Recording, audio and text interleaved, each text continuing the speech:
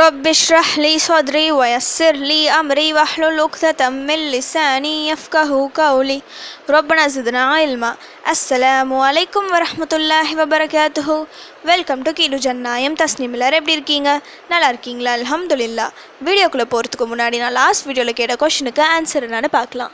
நான் என்ன கொஷின் கேட்டேன்? தூர் என்றால் என்ன?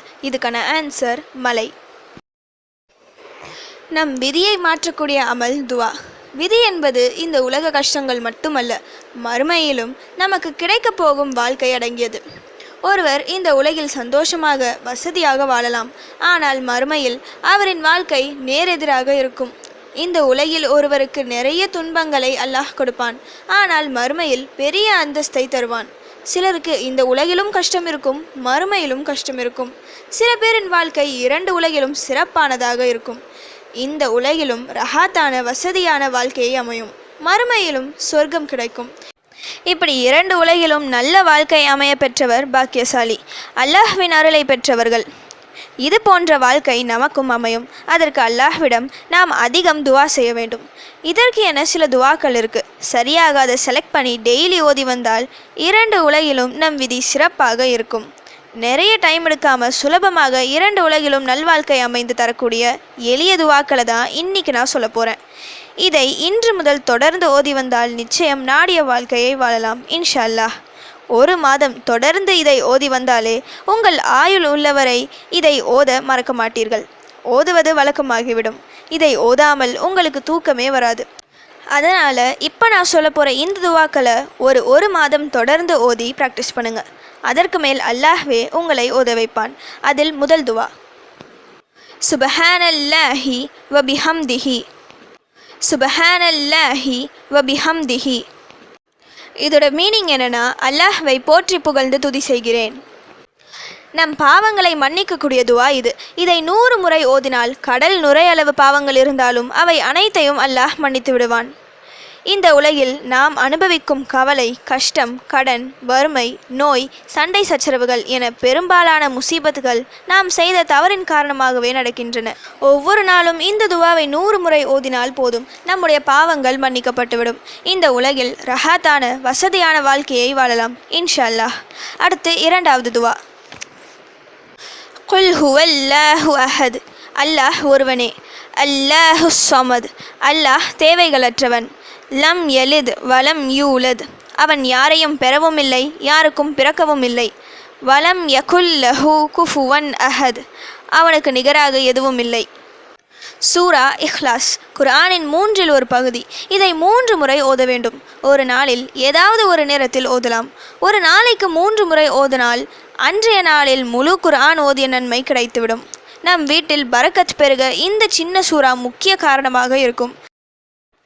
அடுத்து மூன்றாவது சூரா முல்க், 30 வசனங்கள் கொண்ட சூரா. நாம் இந்த உலகில் எவ்வளவு பெரிய மாளிகையில் வாழ்ந்தாலும், ஆடம்பரமாக வாழ்ந்தாலும் சரி, நம் உடலிலிருந்து நம் உயிர் எடுக்கப்பட்டு விட்டால் 6 அடி நிலம்தான் நமக்கு சொந்தம். நாளை மறுமை வரை அதுதான் நம் இருப்பிடம். இந்த வீடு நமக்கு ரஹாத்தானதாக இருக்க வேண்டும் என்றால் இந்த சூரா ஓதுவது அவசியம். இரவு தூங்கும் முன் இதை ஓதுபவருக்கு கபரின் வேதனை இருக்காது. விசாலமானதாக வெளிச்சமானதாக இருக்கும். அல்லாஹ்விடத்தில் நம் பாவங்கள் மன்னிக்கப்பட இந்த சூரா மன்றாடும். சிரமம் பார்க்காமல் டெய்லி இந்த சூறாவை பார்த்து ஓதினால் போதும். மறுமை நாள் வரை உங்கள் இருப்பிடத்தை நிம்மதியானதாக தக்க வைத்து கொள்ளலாம். அடுத்து 4வது துவா, ஆயத்துல் குர்சி. சூரா பக்ராவில் உள்ள ஒரு ஆயத்து, குர்ஆனின் தலை சிறந்த ஆயத்தும். கபர் வாழ்க்கை முடிந்த பிறகு அடுத்து நாம் செல்ல வேண்டியது சொர்க்கம். அவ்வளவு சீக்கிரம் அது நமக்கு கிடைக்காது. இந்த ஆயத்து நமக்கு அந்த சொர்க்கத்தை பெற்றுத்தரும். கடமையான ஒவ்வொரு தொழுகைக்கு பிறகும் ஆயத்துல் குர்சியை ஓதினால் சொர்க்கத்திற்கும் நமக்கும் திரையாக இருப்பது ஒரே விஷயம், அது மரணம். எல்லாருக்கும் மனப்பாடமாக தெரிஞ்ச ஆயத்து தான்.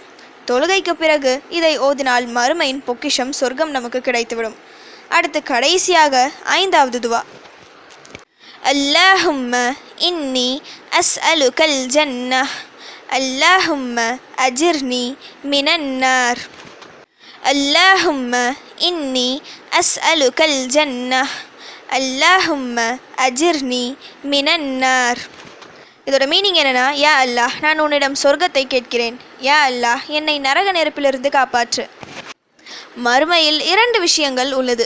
ஒன்று சொர்க்கம், இன்னொன்று நரகம். இந்த உலகில் நாம் செய்யும் செயலுக்கேற்ப இதில் ஒன்று நமக்கு கிடைக்கும். ஒவ்வொரு முறை நாம் துவா செய்யும் போதும் சொர்க்கம் வேண்டி துவா செய்ய வேண்டும். நரகத்திலிருந்து பாதுகாப்பு கோரியும் துவா செய்ய வேண்டும். சொர்க்கம் வேண்டி 3 முறை துவா செய்தால் சொர்க்கம் நமக்காக அல்லாஹ்விடம் துவா செய்யுமாம். யா அல்லாஹ், இந்த நபரை சொர்க்கத்திற்கு அனுப்பு என. நரகத்திலிருந்து பாதுகாப்பு வேண்டி 3 முறை துவா செய்தால் நரகம் அல்லாஹ்விடம் துவா செய்யுமாம். யா அல்லாஹ், இந்த நபரை இந்த நரக வேதனையிலிருந்து காப்பாற்று என.